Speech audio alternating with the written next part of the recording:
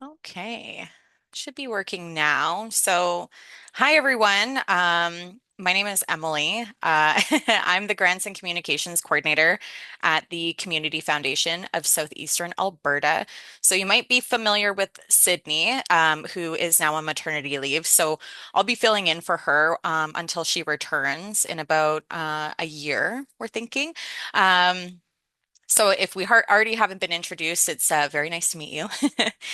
So like I mentioned before, I'm going to be recording this webinar for you to reference, and I'm going to upload it to YouTube and our website. So in case you want to watch it again, it'll be available there.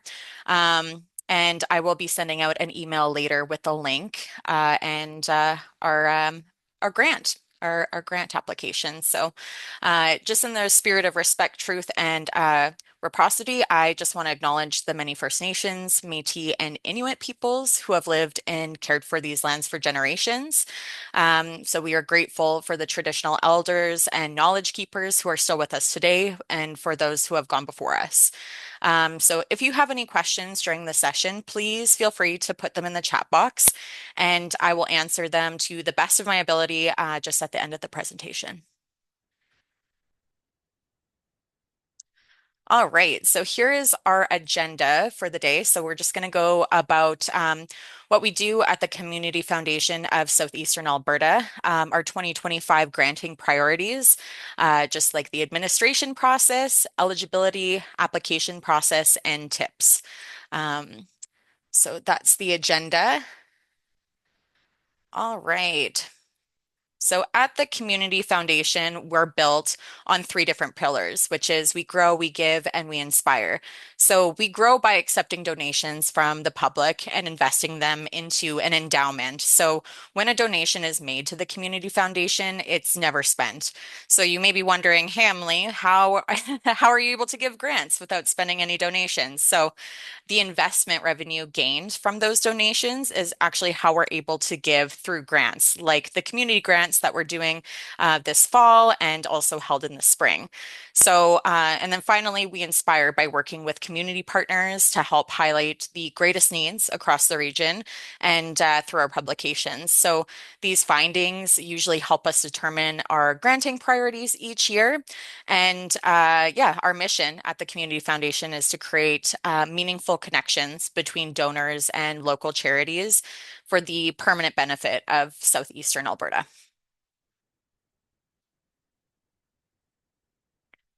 All right.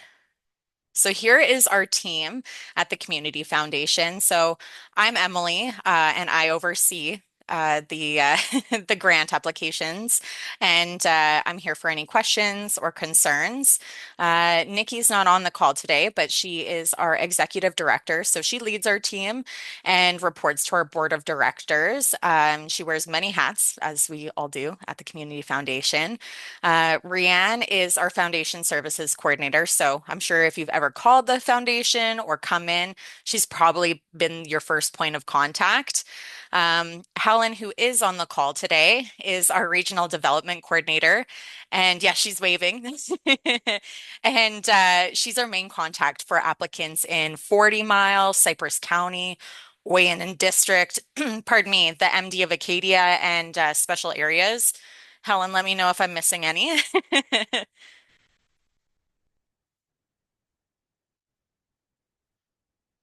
Okay. And then finally, Nicole, who is also on the call, is our community fund coordinator. Yep, she's waving too. And she's our main contact for applicants in Brooks and District. All right. So let's go to community grants, which is what we'll be opening today. So, um, the Community Foundation of Southeastern Alberta has two community grant cycles that are open both the spring and fall. So, community grants, they provide up to $25,000 per grant. And an agency is only eligible to submit one grant application per cycle. So let's say that you have two projects that you work on. You'll only have to pick one for your application process. Multi-year funding is available, but it requires pretty specific circumstances. So the main reason we may allow second year funding is if your project is brand new, for example, and requires additional time to evaluate outcomes. And additionally, if your project matches with our strategic plan, it may be considered for multi-year funding. So if you're applying for an ongoing program or equipment or anything or a project, and we have previously funded, we recommend that you don't check the box for multi-year funding because it won't be eligible. It's usually only for new projects. So when reviewing the community grants, our committee holistically looks to support all regions of Southeastern Alberta as equitably as possible. So the committee also prioritizes the just general impact of the grant. So, for example, does the project support a few members of a small, specific community, or does the project support the community as a whole? Is kind of what they are going to ask. And what is the trickle down impact that this project will have? And yeah, those are kind of some questions that our committee members will be asking when reviewing applications. Okay. So just to quickly go over our granting priorities. So our granting priorities are usually decided through our annual vital events. So some of you may be familiar with our 2023 vital signs report, which identified the following granting priorities, which are work and economy, connection and belonging, and basic needs, which is like food, health, and housing. And then recently, just I think it was in June, so just very recently, we did one for specifically for rural communities. So we launched our Rural Futures Report, and the granting priorities for rural communities are healthcare access, housing availability, and social isolation. So both reports are available on our website under our publications tab, and it's at the very top right-hand corner of the page if you wish to view the reports before applying. And then on the grant application itself, there is a question that asks which priority your project best aligns with. There's also an other category. So if you don't feel that it aligns with any of our priorities, you can select that and you're still more than welcome to apply. Just please keep in mind that the committee does reference our publications during the review process just to ensure they're evaluating appropriately based on the outcomes of the publication. So just worth noting. And then while there are many worthwhile applications submitted each grant cycle, it's been quite a challenge for the grant committee to narrow it down. So just for an example, last spring, so spring 2025 for our grant cycle, we received 3 times the number of applicants that we have in previous years. So it has gone up quite substantially. Unfortunately, not everything can receive funding, which is why they typically use a scoring scale to evaluate. And just keeping in mind things like the impact, equitable regional support, and just priority areas. Okay. On to who can apply.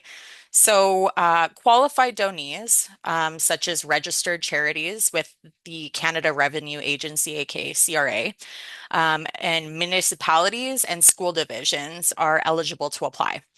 Now, if you aren't sure whether you are a registered charity or a qualified donee, you can visit the CRA list of charities page, or you can reach out to me and I can check for you.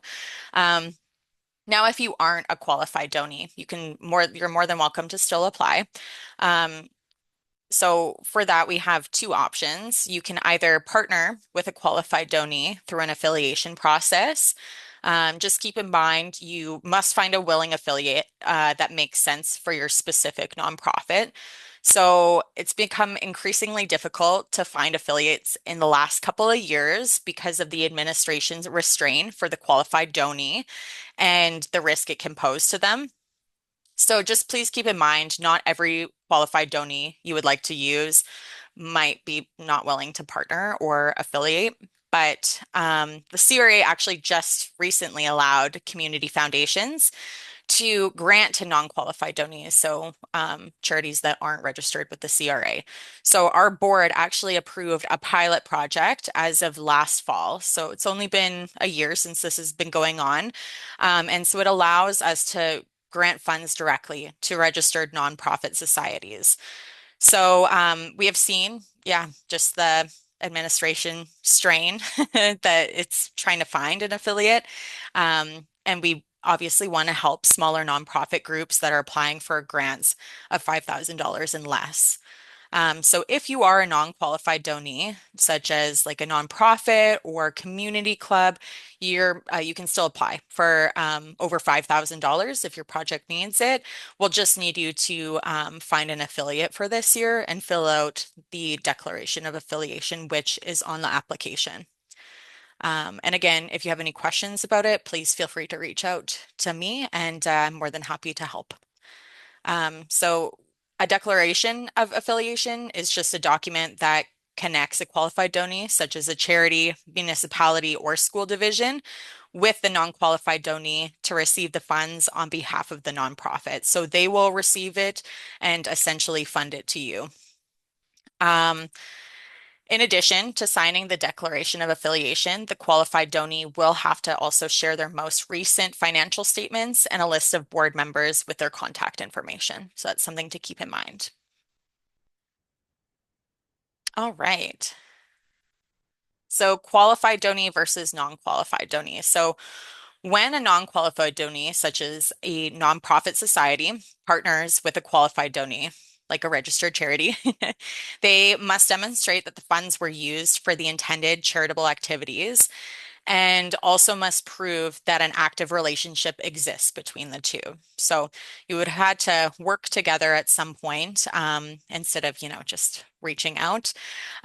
So an example of this partnership would be between a qualified donee and a non-qualified donee would be like the Red Cliff Legion, which would be a non-qualified donee. So they are not registered charity with the CRA, and partnering with the town of Red Cliff, which is a municipality. So they would be considered a qualified donee. And I think they were applying for a capital upgrade or program. So that would be something that would make sense. So it has to be a clear partnership. So, for example, it wouldn't make sense for the Red Cliff Youth Action Society to be an affiliate for the Red Cliff Legion or for a capital upgrade to their building. But if they were partnering to put on a program for youth at the Legion, then that would be a direct partnership. Um, so yeah, the nonprofit or qualified donee must demonstrate that the funds are being used for the intended charitable activities of the organization. And yeah, if you have any questions on that, then please connect with the office, and we will walk you through the process and answer any questions that you have. Okay. So in addition, applicants must serve communities across Southeastern Alberta. So there is a map just on the side there on which areas that we serve at the Community Foundation. If you're outside our area but looking to expand your project into Southeastern Alberta, just focus on establishing local collaboration and partnership before applying. So in addition, we encourage you to align your project just with our vision to support a vibrant, healthy, and caring community. And just be prepared to demonstrate that your project addresses a need that has been identified and explain how it was identified. So this could be through our vital signs research that I mentioned before. It could be your agency's own research on addressing a need that's needed in the community. And then usually we look for in the applications for you to articulate measurable impacts on the communities that you're serving. So that could be figures and numbers, percentages, that type of thing.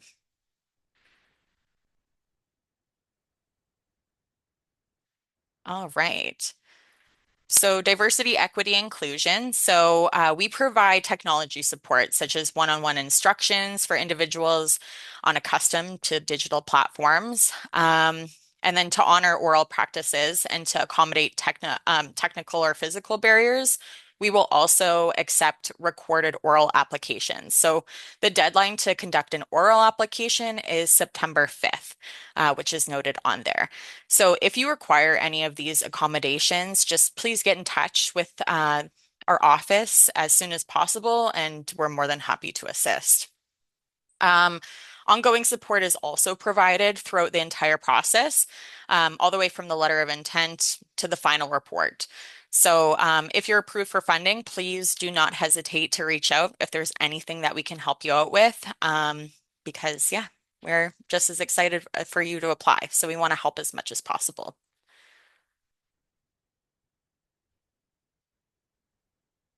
Mhm. Okay, so what we will fund is a big question. So, what the Community Foundation of Southeastern Alberta funds essentially. So, we can fund both short or long-term projects, and these can either be new or substantial. They need to be substantially enhanced ongoing projects. So, if you were doing like a pretty big upgrade to the project itself. So, if it's a program that we've already previously funded, you must be clear in explaining on how you enhance the program. So if we receive the same request year after year, there's just a very low chance that it will receive funding because the grants committee will review it and be like, "Oh, we've already funded this." Kind of what is new about it, if that makes sense. Um, so administrative expenses also are more broadly defined as costs related to, I guess, regular business operations. So that would be your rent, your utilities, insurance, supervisor wages, employee wages, etc.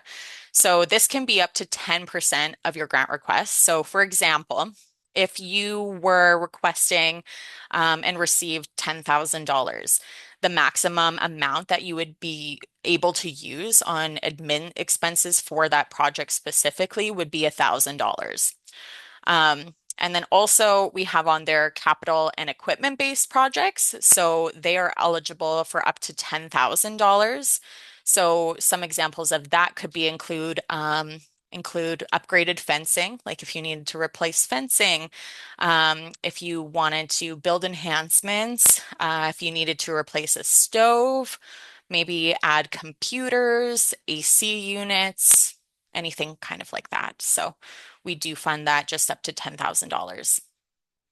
Um, Multi-year funding is also an option for organizations that are implementing a pilot project or they're just substantially enhancing an existing project and just require additional time to measure the outcomes. This just must be specified in the application and just on a second budget, which we'll get to. Um, Multi-year funding is just not guaranteed. So it's based on interim reporting and just overall funding availability and what we have available for that fiscal year. And then one note I put on here, because I didn't add it on here, is events. So a lot of people have been requesting events and conferences specifically. So if that is something you are applying for, the committee usually likes to know what that priority is, and it'll be given to the events that leave, I guess, a tangible impact and that have follow-up components. So they really look for those. So ideally, events and conferences would be free and open to the community. And if the event has a fee but can be subsidized, they can still apply. If the event is usually restricted and cost is prohibited, it likely will not be considered. So feel free to connect with me if you're applying for an event or a conference and you have any follow-up questions about that.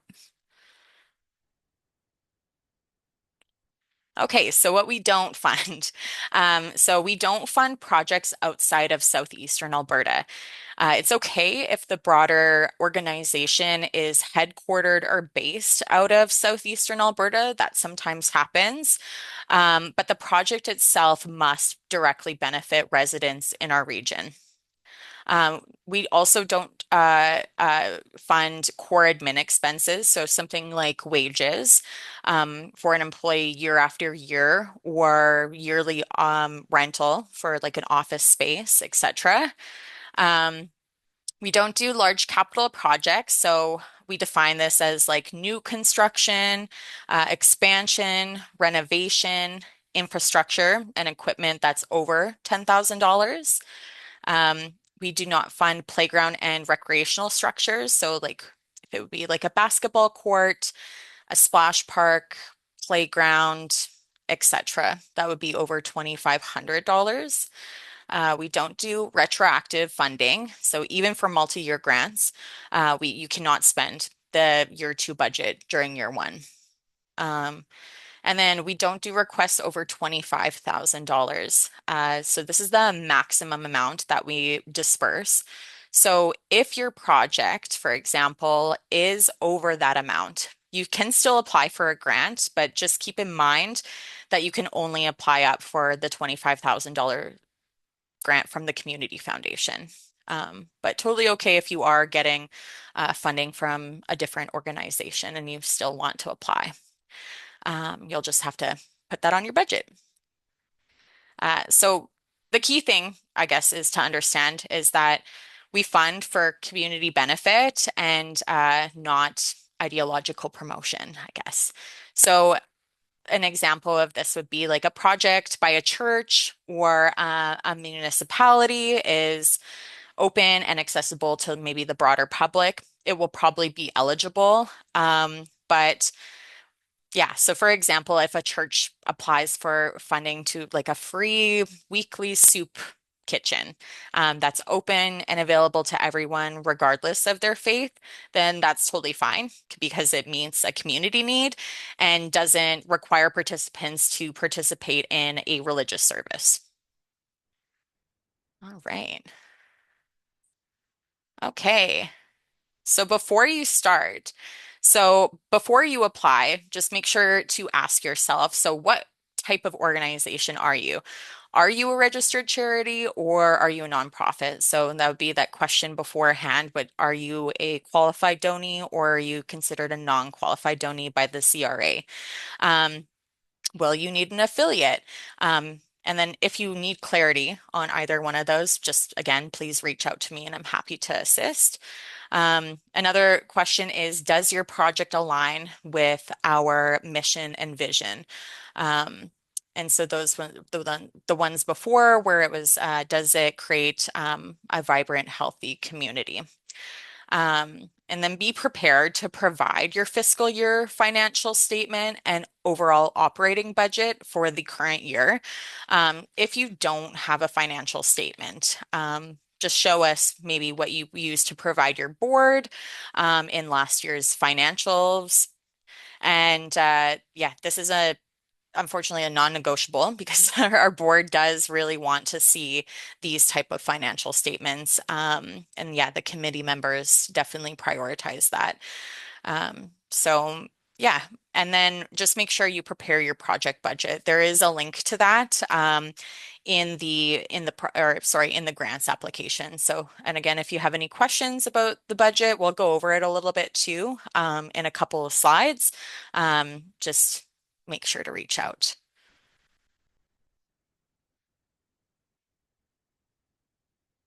Okay. Okay. So project strengths. So applicants usually must demonstrate at least one, but typically many of the following strengths that should be highlighted in the project and the application itself. So if your project improves the mission and mandate of your organization, for example, and improves the services offered. So, for example, an organization that recently received funding was unable to run an integral cultural and mental health program due to old equipment. And the grant they received actually helped them run a program directly related to that cause and increase program capacity. So, another one is just ensuring that your project is very evidence-based and demonstrates a real need. So, for example, you can reference like the current local news, news articles, any stats from like the government, our stats, maybe your own organization stats, to prove why your project is needed for the community. An organization was previously denied a grant, like for a couple of years ago, I think, and they added this information and got more detailed with it, and they were able to receive a grant last grant cycle just from adding that part. So yeah, just try to get as descriptive with your statistics and figures just to prove that there is a need in the community. And yeah. Lastly, just ensure that your applications promote collaboration. So a recent grant recipient applied for a grant to run a program and partnered with actually four other agencies to receive referrals for at-risk youth to partake in the program. So we love, love, love, love at the Community Foundation to see collaboration with services, agencies, and businesses. And just be prepared to note any of those under the partnerships question in your application.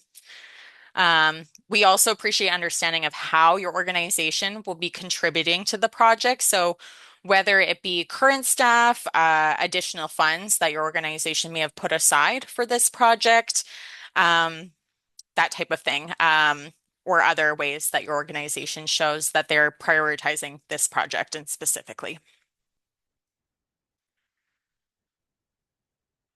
Okay, on to the budget. I feel like this gets the most amount of questions, especially when people are applying. So again, if you have any questions, feel free to reach out to me. One thing I do want to do is almost create a video tutorial on exactly how to put in the information for the budget sheet. So stay tuned for that. So yeah, this is a screenshot of your budget template that we have uploaded onto the application itself. So the total amount, again, that you can request is $25,000. And yeah, you can just title your project, sorry, the project name just at the top here. Um, and then we are asking that you include all of your expenses and sources of revenue associated with the project. So, like everything, just in the first amount column. So, the first amount column being the total grant request, not the CFSEA grant request. Um, so this is actually going to be really helpful if the grant request is like a larger part of the project. So um, if this is a smaller project and you have no other sources of revenue, so let's say your organization can't contribute to the project itself, or if it's just relying on, our grant, then both amount columns, so both the total grant request and the CFSEA grant request will be the exact same. Um, so they'll just be duplicates. So in this example, the agency is asking for $10,000 from us and providing $5,000 from their own agency's fundraiser, for their total revenue being $15,000, which is at the end there at the total income. So yeah, just please add any description or notes in the second column. It just helps our committee better understand your project. So yeah, just on here it says description and notes. If there's something specific, please add it because the committee members likely will have questions or just want to know a little bit more. And then, yeah, the total income line. So just at the bottom here, it should automatically add up as you add them. So that's kind of nice. You won't have to add them together at the end. Um, and then we often have questions about the budget sheet. So yeah, like I said, if you have any questions or want to set up a meeting to go over it, or even do an in-depth review of it, you want to come in and go over it, again, just reach out to me and I'd be more than happy to help.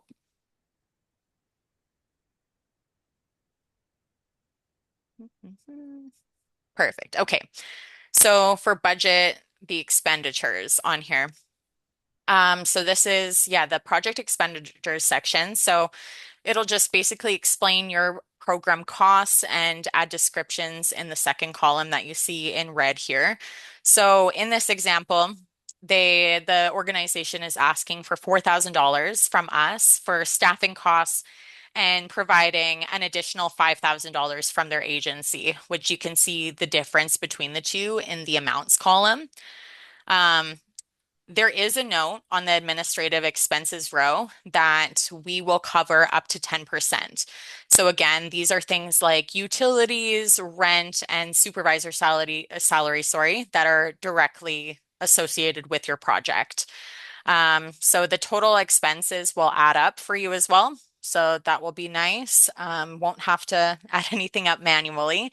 And then the net income, so the very final row there, it should equal zero for both if you have added it up correctly. Again, if it's not aligning or you need help, feel free to reach out to me.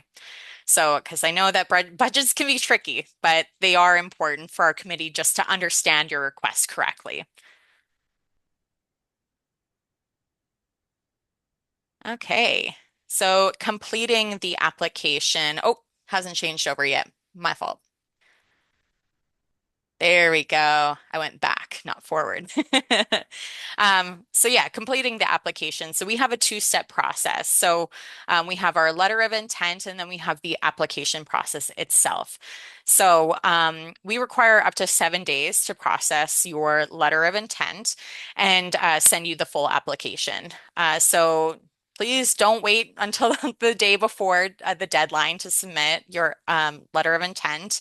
I manually read through them and just need the time to do this and give you access to the full application so I have a good understanding of what your project is. This year, we're implementing a deadline for the letter of intent, which is Monday, September 1st at 4:30 p.m. And that is listed on all of our materials. So yeah, just the letter of intent just gives us a brief overview of your project. Doesn't need to be super detailed. We'll get to that in the application. But it just allows our staff, more specifically me, to just see if your program is eligible first and foremost. And it just provides us with an opportunity to advise you on aspects to actually highlight in your application. Um, so yeah, we just want to provide you with feedback if it's even required after the letter of intent is submitted. So that's why we're doing two separate, like a letter of intent and the application itself this year compared to previous years. If your letter of intent is approved, you'll receive an email invite to complete your full application. So just please keep an eye on your email. It'll also provide you a confirmation of when your letter of intent is received by us. So yeah, the application itself is just split up into three different sections, which is organizational information, need and leverage, and then outcome and impact. So there are things to attach, like the budget and the audited financials. And again, if you're having any issues, please reach out to me.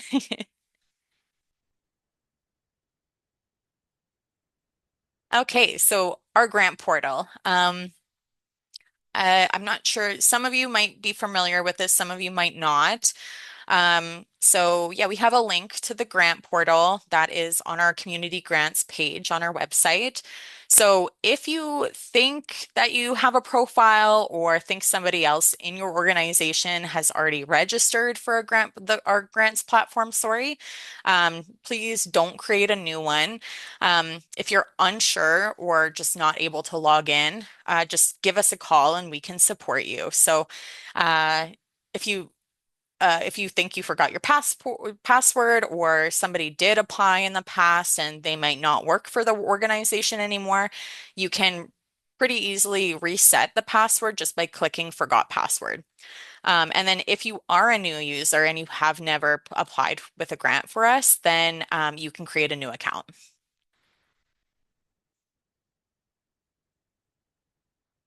Okay. So the grant application administration. So these are just a list of deadlines. Feel free to take a picture of it as well if you want a reminder. Um, but the fall 2025 grant cycle deadline in general is Monday, September 15th at noon. And just a reminder, the letter of intent deadline is Monday, September 1st at 4:30 p.m. We encourage applicants to just connect with our office if they would like to discuss their project idea or if they have issues throughout any part of the application process. Um, our job essentially is to make the process as smooth as possible for you. So either Helen, Nicole, or I will connect with you if the committee has any additional questions after the application has been reviewed. Okay. I'll just quickly go over the application review process and how we look at it and how the committee members also look at it, who will be reviewing and ultimately providing the recommendations for granting.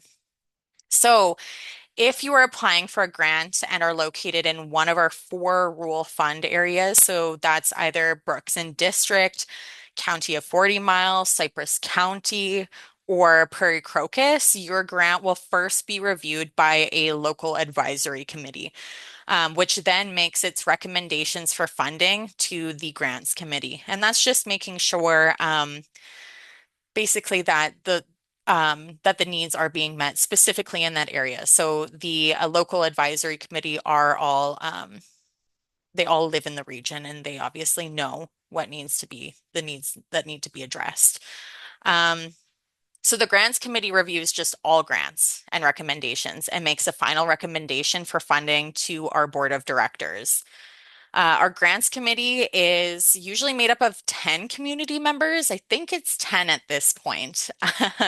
I could be wrong about that. It might be 9 now, but I'm pretty sure it's 10 community members and just our board members. So our committee just declares any conflict of interest before reviewing grant applications. So, for example, if a committee member sits on the board of a charity, for example, that's applying, they'll excuse themselves during that conversation in the meeting. Um, and then grant decisions are finalized within about 2 months of the application deadline. So, and notifications are made through phone and then through email. So, just something to keep in mind too.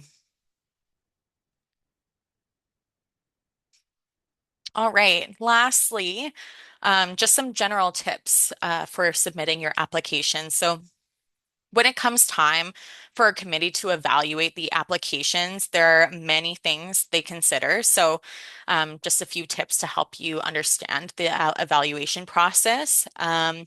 We recommend that you refer to the most current vital publication and the grants guidelines as well.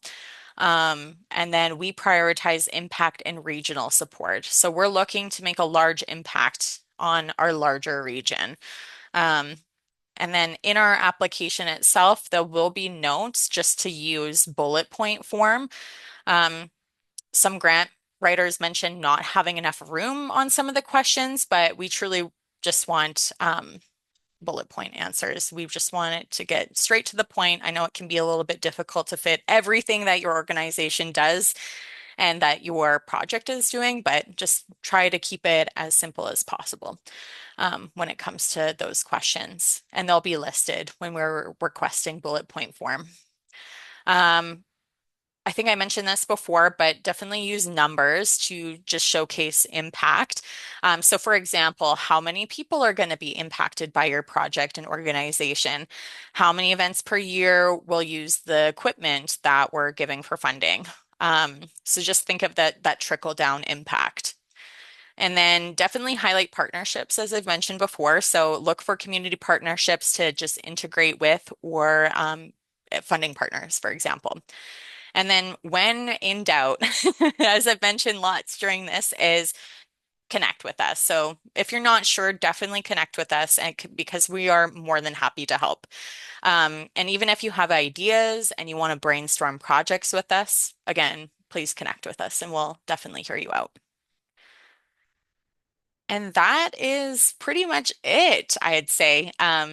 Just just to mention too, if you're applying for a rural funds community grant, so again, those are that Brooks and 40 Mile, Cypress County, prairie crocus, the list at the bottom is your regional contact. So that will be either Helen or Nicole.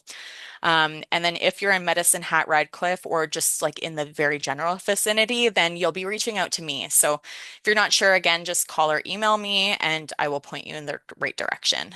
Um, and then I guess we can go for the questions. If anybody has any questions, I do see that Amy asked one, which is if already supporting a non-qualified donee with a declaration, can the qualified donee submit their own application? From my understanding, they can, yes. So you can receive both. And just accept it on their behalf, essentially. So you would be accepting the non-qualified donee on your, I guess, their behalf, and then you will be supplying them with the money. Mhm.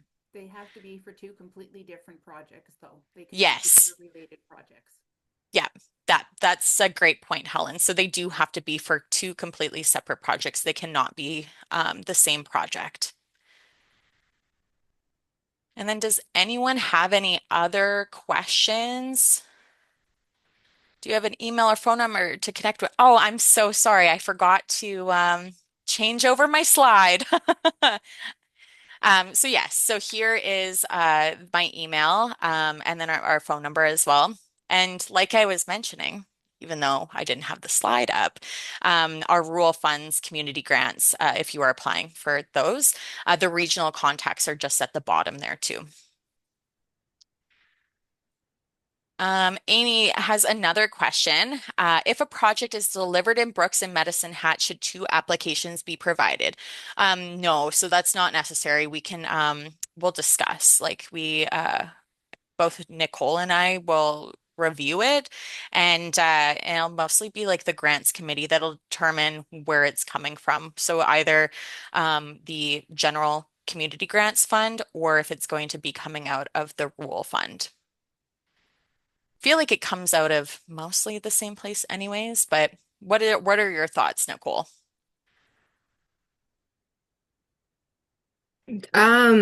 Yeah, it's pretty much it comes out of the same place. Hmm. I'm just trying to go back and jog my memory if there has been any applications that have both been delivered or projects that have both been delivered in Medicine Hat and Brooks. Hmm. Um, I think though within the application, when you check off the region that That's right. you are going to be applying, then you can check off both Brooks and Medicine Hat. And then we would make the call in-house as to where it gets reviewed. Yeah, exactly. Mhm. Yes.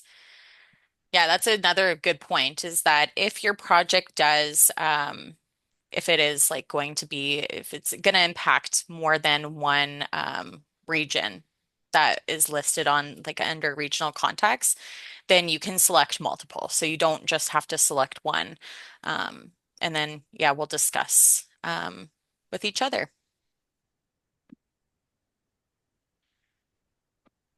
Does anyone else have any follow-up questions? Again, you can reach out if you don't want to ask in the chat box or anything like that.